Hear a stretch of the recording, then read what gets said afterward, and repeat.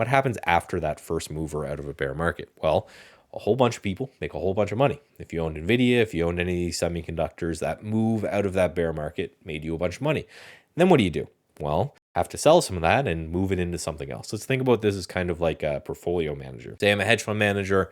I usually like to own like 10% in my portfolio in each stock. So I pick 10 stocks, and though that's what I buy, and that's kind of my advantage. It's a very concentrated portfolio for a portfolio manager.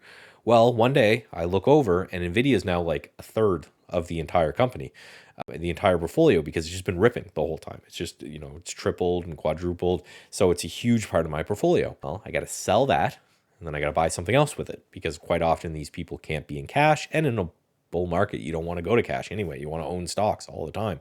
So that's what causes this rotation, is they keep going and selling the thing that works, paring some of that down, and buying something else that they think might move higher. So what I'm seeing, and I'm seeing with a lot of these, de-SPAC companies, you can almost see the same thing with ARK in general, where it had this base for a long time and now it's recently broke out. What I think is happening quite often is people are going and they're saying, okay, well, what didn't die? As morbid as it is, right?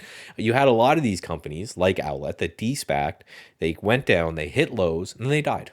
They Bird, it was bodybuilding.com or one that did P90X, beachbody.com. A lot of these companies, they went public, they IPO'd, they died, and they just moved on. The ones that don't, they end up consolidating around this range.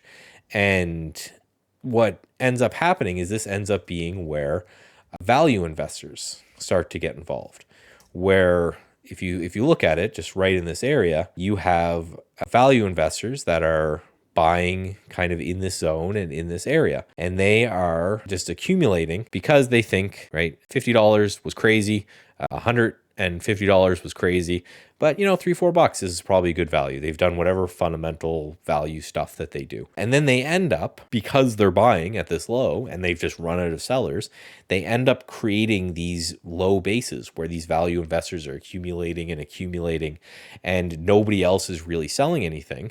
So you get these stops going down.